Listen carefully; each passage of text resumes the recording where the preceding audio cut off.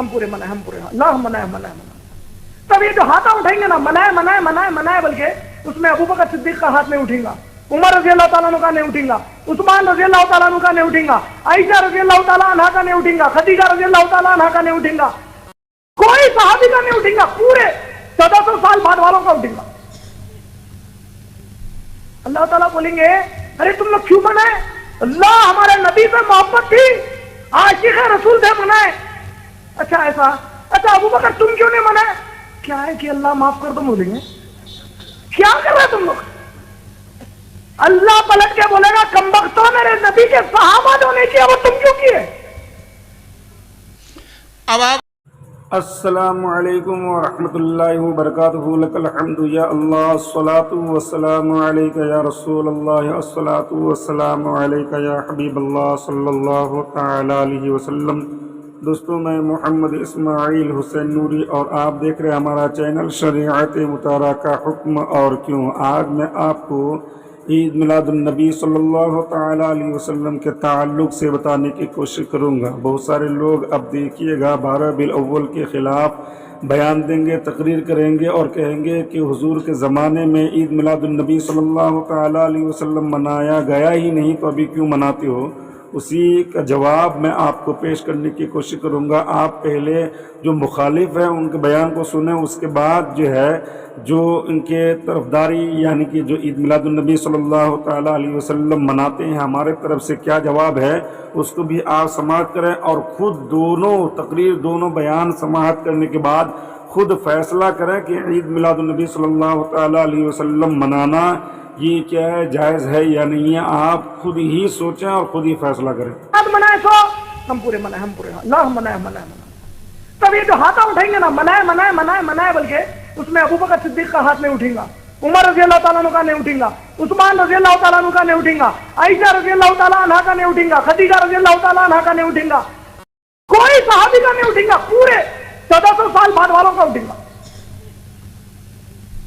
अल्लाह ताला बोलेंगे अरे तुम लोग क्यों मनाए? अल्लाह हमारे नबी से मोहब्बत थी, आशिक रसूल थे, मनाए। अच्छा ऐसा, अच्छा अबू बकर तुम क्यों नहीं मनाए? क्या है कि अल्लाह माफ कर दो, बोलेंगे क्या कर रहे तुम लोग? अल्लाह पलट के बोलेगा कमबख्तों, मेरे नबी के सहाबा जो नहीं किया वो तुम क्यों किए? अब आप दीन की माद अल्लाह उसने कहता है कि क़यामत का दिन होगा, समझो। अच्छा चलो समझ लिए भाई, क़यामत का दिन होगा। तो क़यामत के दिन अल्लाह ताला सारे बंदों से पूछेगा कौन कौन मिलाद मनाया, हाथा उठाओ।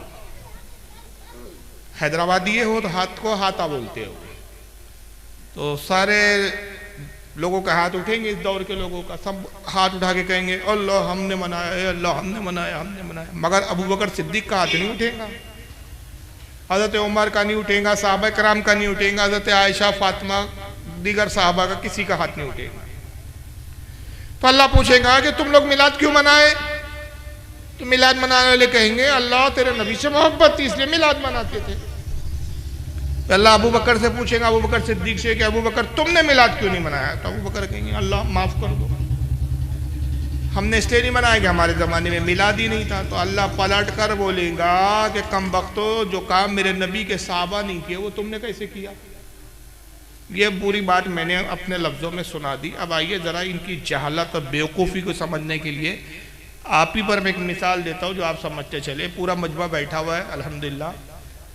मैं गुजारिश करता हूँ, ये समझाने के लिए एक तमसील पेश कर रहा हूँ, जो खाना खा के आए वो हाथ उठाए। यानी खाना खाने वाले कम लोग हैं मजमे में, खाना बहुत सारे लोगों ने अभी नहीं खाया। यानी प्रोग्राम ये है कि जलसे के बाद खाएंगे, जिनमें मैं भी हूँ, कि मैं भी खाना नहीं खाया हूँ, जलसे के बाद ही खाऊंगा। चलिए, जितने लोगों ने हाथ उठाया एक अंदाजा हो कि मजमे में बहुत मुख्तसर लोग हैं जो खाना खा कर आए हैं। अब जिन्होंने खाना खाने के वक्त हाथ उठाया वो उनमें से वो लोग हाथ उठाए जो गोश्त खाकर आए, सब्जी नहीं खाया जिन्होंने। अब तो बहुत कम हाथ है, यानी गोश्त खाने वाले आज बहुत कम लोग हैं। अब आप कहेंगे फारूक साहब ये हाथ उठाने का क्या मतलब है? ये हाथ उठाने से आपको मैं ये समझाना चाह रहा हूं कि मुझे इल्मे गैब नहीं, मैं छुपी बातों को नहीं जानता, दिलों के हाल नहीं जानता, छुपे हुए हालात से वाकिफ नहीं। ये मजमा बैठा, मैंने जानना चाहा कितने लोग खा कर आए। मैंने कहा हाथ उठाओ, हाथ उठे तो पता चला इतने लोग खा कर आए। मैंने कहा कितने लोग हैं इनमें से जो गोश्त खा कर आए? हाथ उठा तो पता चला इतने लोग गोश्त खा के आए। और ये जाहिल कहता है अल्लाह कहेगा जो मिलाद मना कर आए हाथ उठाओ, तो अल्लाह को पता नहीं कौन मिलाद मना के आया, हाथ उठेंगे तो पता चलेगा। ये ऐसे ऐसे बड़े जाहिल तबके में बैठे हैं जो अल्लामतुद दहर बने बैठे, कोट टाई पहन के आ रहे हैं। हमारे लोग यार इस्लामिक स्कॉलर है, कोट टाई। तो इनके अकीदे के मुताबिक तो अल्लाह को ही पता नहीं भाई कि कौन मिलाद मना कर आया है। हाथ उठाओ, हाथ उठेंगे तो पता चल रहा है अल्लाह को कि कौन मिलाद मना के आ रहा है, कौन मिलाद मना के नहीं आया। फिर अबू बकर सिद्दीक का हाथ नहीं उठेगा तो अल्लाह पूछेगा अबू बकर क्यों हाथ नहीं उठाया? तो अबू बकर कहेंगे माफ कर दे अल्लाह, हमारे ज़माने में मिलाद नहीं थी। तो मौलवी साहब अव्वल तो इस तरह की कोई हदीस नहीं है कि जिस तरह ये बता रहे इस तरह का कोई वाक़या हो। थोड़ी देर के लिए अगर मान भी ले आप कि बिल फर्ज मुहाल ऐसा हुआ भी, तो अबू बकर का हाथ इसलिए नहीं उठा कि अबू बकर के ज़माने में मिलाद नहीं थी, आप ये बताना चाह रहे। तो ये भी तो हो सकता है कि अल्लाह ताला कहे बकौल तुम्हारे, हमारा ये अकीदा नहीं है, मैं इससे बेजार हूँ, इससे बारात का इज़हार करता हूँ, सिर्फ जवाबी अल जवाब, और जवाब देने के लिए मैं तुम्हारे ही लबो लहजे में और तुम्हारे ही अंदाज में तुम्हारे ही अकीदे के मुताबिक ही कह रहा हूँ कि ये भी तो हो सकता है ना जनाब इस मंतिक से कि अल्लाह ताला कहे जो तबलीगी जमात में गया हाथ उठाओ, तो सारे तबलीगियों के हाथ उठेंगे। अल्लाह हम गए कितने चिल्ले किए? अल्लाह 4 चिल्ले हमने किए, 2 चिल्ले हमने किए, 5 चिल्ले हमने किए। अबू बकर सिद्दीक का हाथ नहीं उठेगा, उमर फारूक का नहीं उठेगा, उस्मान गनी हजरत अली का हाथ नहीं उठाएगा। अल्लाह फरमाएगा क्या हुआ अबू बकर तुमने क्यों हाथ नहीं उठाया? अल्लाह माफ कर दे, क्या करे तबलीगी जमात हमारे दौर में थी नहीं, होती तो 2-4 चिल्ले हम भी लगा। कौन कौन बुखारी पढ़ता था? बुखारी पढ़ने वाले हाथ उठाओ, अल्लाह हमने बुखारी पढ़ी। सारे अहले हदीस गैर मुक़ल्लिदों के हाथ उठे, अल्लाह हमने पढ़ा बुखारी, हमने पढ़ा। अबू बकर का हाथ नहीं उठेगा, उमर फारूक का हाथ नहीं उठेगा, उस्मान गनी का हाथ उठेगा। क्या हुआ तुमने बुखारी नहीं पढ़ी? क्या करे अल्लाह हमारे दौर में लिखी नहीं गई थी। बेशक हक फरमाया। तो इस तरह के जाहलाना दलाइल से बात नहीं होती। बेशक तो जिनको अभी खुद खुदा की तौहीद का अकीदा ना पता हो, बेशक, तो ये जो फिरके बटे ये फिरकों में हो गए। हमारे उलमा ने इनको फिरका करार दिया कि ये अहले सुन्नत जो थे, जो सुन्नत पर चलने वाले, नबी की सुन्नत पर अमल करने वाले, नबी की सुन्नत को मानने वाले, नबी की सुन्नत से मोहब्बत करने वाले, हम अहले सुन्नत व जमात है। अब जो हमसे निकले, जो हटे, कोई अहले हदीस बन गया, कोई देवबंदी बन गया, ये जितने हटे इनकी हटने की बुनियाद क्या थी? हमारे कोई ज़ाती दुनियावी झगड़े नहीं थे, मजहबी इख्तलाफ। तो और मजहबी है कि इन्होंने इस्लाम के अकीदे के खिलाफ बकवासात, और बकवासात को दिखाने के लिए बहुत वक्त चाहिए। लेकिन आइए इत्तेहाद के जो इस वक्त सबसे बड़े दिलदादा है, वो जब इत्तेहाद की खुद दावत देते हैं तो बड़ी अजीब व गरीब अंदाज में दावत देते हैं। चुनांचे इन साहब को सुनिए, ये बड़े मशहूर और मारूफ है। मुस्लिम बन के रहो, कोई गुंजाइश नहीं, अपने अपने अकीदे पर पक्के रहो, दूसरे के लिए गुंजाइश रखो। अपने अपने अकीदे पर पक्के रहो, दूसरे के लिए गुंजाइश रखो। अपने अपने अकीदे पे पक्के रहो। अब एक का अकीदा है कुरान डुप्लीकेट है, अगर एक दूसरे के लिए गुंजाइश रखो। कितने इत्तेहाद के दिलदादा है। कल इनकी बीवी को कोई छेड़ लेना, कोई प्रॉब्लम नहीं, छेड़ लो, लेकिन एक दूसरे के लिए गुंजाइश रखो। कल इनकी बेटी के साथ कोई गंदा काम करे, कोई प्रॉब्लम नहीं, एक दूसरे के लिए गुंजाइश रखो, बर्दाश्त कर लेंगे। सारी गुंजाइश मजहब के मामले में, सारा इत्तेहाद मजहब के मामले में। प्रॉपर्टी का झगड़ा हो जाए, मुकदमे चलेंगे, कोर्ट कचहरी, सालों कोर्ट कचहरी के चक्कर काट लेंगे। 1 इंच जमीन के लिए झगड़ा हो जाए, 1 बालिश जमीन के लिए झगड़ा हो जाए तो नस्ल दर नस्ल दुश्मनियां पालेंगे। मगर मजहब का जैसी मामला आ गया, नहीं, किसी को बुरा नहीं कहना चाहिए, एक दूसरे के लिए गुंजाइश रखो, इखलाक और मोहब्बत की बात करो यार, बंटवारे की बात मत करो। मजहब में इत्तेहाद चाहिए इनको, दुनिया के मामले में इत्तेहाद नहीं करेंगे। अपने अपने अकीदे पे पक्के रहो, एक दूसरे के लिए गुंजाइश रखो। ये बोली क्या मुसलमान की है, इस्लाम की है, किसकी बोली है? थोड़ी सी तारीख के पीछे मैं ले जाना चाहता हूं। बारहा ये वाक़या आपने सुना होगा कि जब मक्का में नबी करीम सल्लल्लाहु अलैहि वसल्लम ने तबलीग करना शुरू किया मुशरिकीन से कहा कि जो तुम्हारे माबूद है ये बेबस है, इनकी बेबसी का ये आलम है। कुरान की आयत नाजिल होती थी, आका उन आयतों को सुनाते थे जिसमें उन माबूदाने बातिल की मजम्मतें थी। मजम्मत क्या होती है? उन बुतों की बुराई बयान की गई थी। किसी में अल्लाह ने फरमाया कि जिनको तुम पुकारते हो, जिनकी तुम इबादत करते हो, ये इतने बेबस है कि एक मक्खी पैदा नहीं कर सकते। बेशक हक फरमाया। ये तुम्हारी पुकारों को सुनते नहीं है, ये खुद आप अपनी मदद नहीं कर सकते, तुम्हारी क्या मदद करेंगे? ये सिर्फ पत्थर है, बेजान पत्थर है। मुशरिकीन उनको खुदा मानते थे, उनको बुरा लगता था कि हमारे माबूदों के बारे में, हमारे खुदाओं के बारे में मोहम्मद और मोहम्मद का हम ये कहते हैं। और उन्होंने एक मीटिंग की, मीटिंग के बाद कुछ तय किया और अबू तालिब हुजूर के चचा के पास आए। कहा, अबू तालिब, मोहम्मद हमारे बुतों को बुरा भला कहता है, हमने आपस में तय किया है कि आप मोहम्मद को समझाएं कि हमारे माबूदों को बुरा भला ना कहे। अगर मोहम्मद दौलतमंद बनना चाहता है, हम इतनी दौलत देने के लिए तैयार है कि मक्का में मोहम्मद से बढ़कर कोई अमीर नहीं होगा। मोहम्मद अगर हमारा बादशाह बनना चाहता है, हम मोहम्मद को बादशाह तस्लीम करने के लिए तैयार है। अगर मोहम्मद को निकाह की ख्वाहिश है, मोहम्मद मक्का की जिस हसीन और जमील खूबसूरत लड़की की तरफ इशारा कर दे, उस लड़की से मोहम्मद का निकाह कर देंगे। बस ये चाहते हैं कि मोहम्मद हमारे माबूदों को बुरा ना कहे। अबू तालिब गए रसूलुल्लाह के पास, कहा कि भतीजे मुझ पर रहम करो, आज मुशरिकीन आए और ये मुतालबा किया, क्यों उनके माबूदों को बुरा भला कहते हो, क्यों उनके माबूदों का जो है तुम मजाक उड़ाते हो, आप तुम कंप्रोमाइज क्यों नहीं कर लेते कि तुम उनके माबूदों को बुरा भला कहना छोड़ दो। उस वक्त आका ने क्या कहा था? मशहूर वाक़या 12 सुनो। आका ने कहा, अगर ऐ चचा ये एक हाथ में सूरज लाकर रख दे, एक हाथ में चांद लाकर रख दे, खुदा की कसम में अल्लाह का पैगाम सुनाने से बाज नहीं आऊंगा। तो कंप्रोमाइज कर लो, एक दूसरे के लिए गुंजाइश रखो। ये बोली किसकी थी? ये मुसलमानों की बोली नहीं थी, ये पैगंबर की बोली नहीं थी, ये मुशरिकीन की बोली थी। अफसोस की बात है कि आज जो मुशरिकीन की बोली बोल रहा है वो हमारे नजदीक आलिम और फाजिल अल्लाह, वो इत्तेहाद का दिलदादा है। हम कहते हैं इत्तेहाद ईमान की बुनियाद पर ही हो सकता है, कुफ्र और ईमान कभी एक नहीं हो सकते। जिस तरह रात और दिन एक नहीं हो सकते, जिस तरह जहन्नम और दोज़ख एक नहीं हो सकते, उसी तरह कुफ्र और ईमान एक नहीं हो सकते।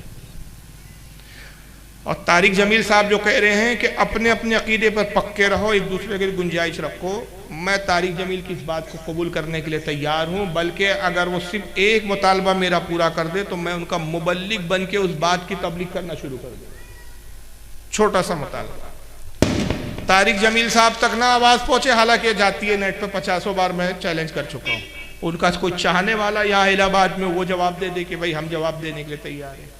मुतालबा सिर्फ यह है कि आपने जो कहा, एक दूसरे के लिए गुंजाइश रखो, अपने अपने अकीदे में कायम रहो। इस लबो लहजे की, इस उसूल की, इस अकीदे की, इस नजरिए की तायीद में कुरान की सिर्फ एक आयत आप हमको सुना दो।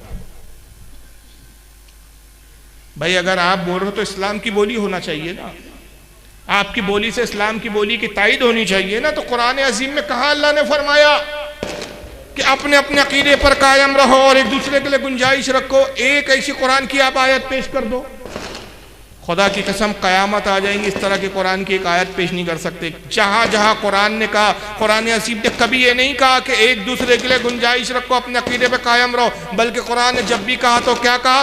हक के साथ हो जाओ, बेशक बेशक, बातिल को छोड़ो, हक की तरफ आ जाओ। और यहाँ तक कि कुरान अजीम वाज़े तौर पर कहता है, पारा नंबर 1 सूरह बकरा आयत नंबर 42, अल्लाह फरमाता है वला तलबिसुल हक्का बिल बातिली व तक्तुमुल हक्का व अंतुम ला तालमून। अल्लाह फरमाता है कि ऐ लोगो, हक और बातिल को आपस में ना मिलाओ, हक और बातिल को आपस में ना मिलाओ, और जानते बूझते समझ रखते हुए हक को ना छुपाओ। और अब तो वाज़े हुक्म दे रहा है कि हक का इजहार करो, हक और बातिल कभी एक नहीं हो सकते। और एक दूसरे मकाम पर इरशाद फरमाता है, पारा नंबर 28 सूरह हश्र आयत नंबर 20 में रब इरशाद फरमाता है, ला यस्तवी अस्हाबुन नारि व अस्हाबुल जन्ना अस्हाबुल जन्नति हुमुल फाइजून। अल्लाह फरमाता है, लोगों बताओ क्या जन्नत वाले और जहन्नम वाले बराबर हो सकते हैं? हरगिज़ बराबर नहीं हो सकते। जो जन्नत वाले हैं वही कामयाबी को पाते हैं। लेकिन इस वक्त जो सबसे बड़े मुबल्लिग आज़म बने हुए इत्तेहाद के, वो तारिक जमील साहब है। दूसरे मकाम पर वो खुद क्या कहते हैं सुनिए। वो तुम्हें फिरकों में बांट कर गए थे या उम्मत बना कर गए थे? इस उम्मत में इख्तिलाफ शुरू से है, हमेशा रहेगा। यहां तक ना जाओ कि एक दूसरे पर कुफ्र के फतवा। जन्नत में कौन जाएगा? ये प्रॉब्लम है। ऐसा लगता है कि अल्लाह ताला ने इनको टेंडर दिया है, जिम्मेदारी दी है, सबको जन्नत में लेके जाना है। जहन्नम तो ऐसी बना दी मैंने, वहां तो कोई जाने वाला ही नहीं, सबको जन्नत में ले जाना, ये जिम्मेदार रहेगा। जबकि इसके खुद के ठिकाने जन्नत तो ऐसे बांट रहा है ये मक्कार झूठा आदमी। इसके बेटे ने अभी अपने आप को गोली मारी, सुनाऊंगा आपने, न्यूज में चल रहा है, खूब नौटंकी कर रहा है, पूरी जिंदगी सबर की तलकीन किया और अभी ऐसा बेसबरा हो गया है कि रोने की वीडियो, गम में बैठा वीडियो, सिवाय गम के कुछ दिख ही नहीं रहा है। चादर वादर सब पक्का सुन्नी बन गया हुआ। अभी सारी जिंदगी देवबंद बोलते थे कब्रों पे जाना हराम, कब्रों पे दुआ करना हराम, कब्रों पे फूल डालना हराम, मैयत के जनाजे के बाद दुआ करना नाजायज हराम, सारे कर रहे हैं। यानी ये मक्कार वो है कि जो तुमको जहन्नम में पहुंचा रहे और खुद जन्नत में जाने के चक्कर में। अभी मक्कारी हो रही है। इसके बेटे ने गोली मारी, खुदकुशी की, और उसके लिए भी ड्रामेबाज ने नौटंकी गढ़ी के मेरे एक दूर के दोस्त है जो 1,00,000 मरतबा कलमा पढ़ते हैं, उनको ख्वाब दिखा के रसूलुल्लाह ख्वाब में आए, हुजूर कह रहे फिक्र मत करो तुम्हारा बेटा मेरे साथ है। सेकंड नहीं लगा हुजूर के साथ जन्नत में पहुंच गया इनका बेटा। यहां वहां से तो ऐसा आदान प्रदान हो रहा है कि बिल्कुल जैसे ये खुद जमीन पे चलते फिरते नबी है, वहां के सारे हालात देख रहे हैं। और जब हम यही कहते हैं कि औलिया इकराम को कश्फ होता है, औलिया कश्फ से देख लेते हैं, नबी पाक को इल्म गैब होता है, नबी का इल्म गैब मानना शिर्क है, बुजुर्गों को कश्फ मारना हराम और शिर्क है, लेकिन ये जन्नत की बशारतें मिल रही है इनको। अजीब मक्कार लोग हैं। एक दूसरे के लिए गुंजाइश रखो, इतनी हद तक ना जाओ कि एक दूसरे को काफिर कहो। भाई जो कहे कुरान डुप्लीकेट है, ओरिजिनल हम लाके देंगे आपको, आप मुसलमान कहेंगे कि काफिर कहेंगे उसको? खुद ही आप सुना रहे, मैं नहीं कह रहा हूं। काफिर कहेंगे। जो कहे कयामत का दिन होगा सब खत्म होगा, अल्लाह का जी घबराएगा। माज़ल्लाह, सदमाज़ल्लाह। अल्लाह कहेगा कोई है जो मेरा दिल बहलाए? ऐसा बोलने वाला और ऐसे अकीदा रखने वाला मुसलमान है कि काफिर है? गुंजाइश रखिए। आप क्यों काफिर बोल रहे हो भाई? तारिक जमील की बात पे अमल कीजिए, गुंजाइश रखिए। जो ये कहे नौज़ुबिल्लाह मिन ज़ालिक कि अली अल्लाह में था और अल्लाह अली में था, अस्तग़फिरुल्लाह, वो अली को ढूंढ रहा था, अली अल्लाह को ढूंढ रहा था, बस ऐसी गुजर रही थी तारिक जमील के बकौल। इतनी हद तक ना जाओ यार कि किसी को काफिर बोल दो, वरना काफिर बोल बोल के इस्लाम से खारिज कर दोगे। जन्नत में कौन जाएगा? जन्नत खाली खाली हो जाएंगी। मौलवी जी आपको फिक्र करने की जरूरत नहीं है, मेरे आका ने बता दिया जन्नत में कौन जाएगा। तिरमिज़ी शरीफ की हदीस है, 18 सहाबा किराम ने इस हदीस को नकल किया और कई किताबों में, तकरीबन 344 किताबों में रिवायत मौजूद है मेरी मालूमात के मुताबिक कि अल्लाह के नबी फरमाते हैं इन्ना बनी इसराइला तफर्रकत अला सिंतैनी व सबईना मिल्ला। फरमाया लोगों, कौम बनी इसराइल में मूसा की कौम में इख्तिलाफ हुआ, ईसा अलैहिस्सलाम की कौम में इख्तिलाफ हुआ, ये आपस में फिरकों में बटे और ये 72 फिरकों में बढ़ गए। व तफ्तरिकु उम्मती अला सलासीन व सबईना मिल्ला, और मेरी उम्मत में भी इख्तिलाफ होगा तो मेरी उम्मत 73 फिरकों में बट जाएंगी। अल्लाह के रसूल सल्लल्लाहु अलैहि वसल्लम ने जब ये फरमाया, फिर आगे फरमाया कुल्लुम फिन्नार, सब के सब जहन्नम में जाएंगे। कौन कह रहा है? मेरे आका इरशाद। जहन्नम में कौन जाएगा? जिसका अकीदा अल्लाह रसूल के मुताबिक नहीं होगा, बेशक बेशक, जो काफिर होगा, जो कुफ्र करेगा। कुल्लुहुम फिन्नार, सबके सब जहन्नम में जाएंगे, इल्ला मिल्लतन वाहिदा, सिर्फ एक जमात होगी जो जन्नत में जाएंगी। बेशक बेशक, हक फरमाया। कालू मन हिया या रसूल अल्लाह, अल्लाह के नबी सल्लल्लाहु अलैहि वसल्लम जन्नती जमात की निशानी और पहचान क्या होंगी? आप निशानी बताइए। काला माना अलैहि व सहाबी, आका ने कहा जन्नती की पहचान ये है जो मेरे और मेरे सहाबा के अकीदे पर होगा। कुरान ये डुप्लीकेट है, सहाबा का अकीदा है, ये सहाबा का अकीदा है नऊज़ुबिल्लाह मिन ज़ालिक कि अल्लाह को इल्म गैब ही नहीं। अल्लाह पूछेगा हाथ उठाओ, कौन कौन मिलाद बना क्या ये अकीदे इस्लाम के अकीदे? हरगिज़ नहीं है। अब तारिक जमील की मुनाफिकत देखिए यहाँ पर। अब मैं इसका 2 वीडियो के मुकाबले में 2 वीडियो आपको दिखाता हूँ इसकी मुनाफिकत। एक तरफ ये क्या कह रहे हैं, एक दूसरे के लिए गुंजाइश रखो, अपने अपने अकीदे पर कायम रहो। क्या खुद इस जुमले, इस बात पर तारिक जमील कायम नहीं है? जब कोई सुन्नी इनकी जमात में आता है तो आज तक इन्होंने ऐसा किया कि भाई आप हमारी जमात में आके देवबंदी क्यों बन रहे हो, क्यों आप देवबंदी बन रहे हैं? आप अपने अकीदे बरेलवी वाले रहिए, उस पर कायम रहिए, एक दूसरे के लिए गुंजाइश है।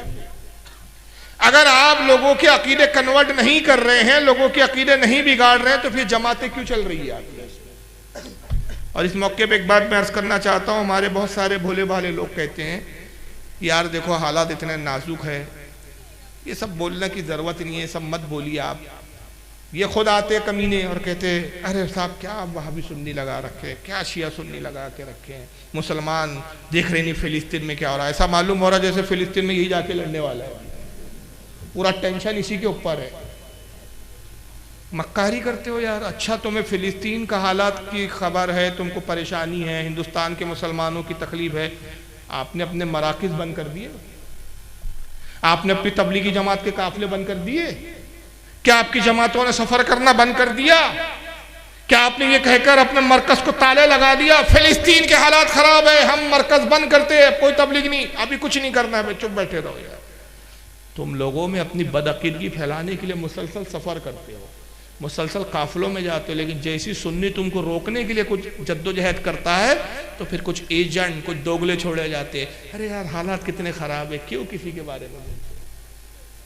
इसी को कहते हैं मुनाफिकत।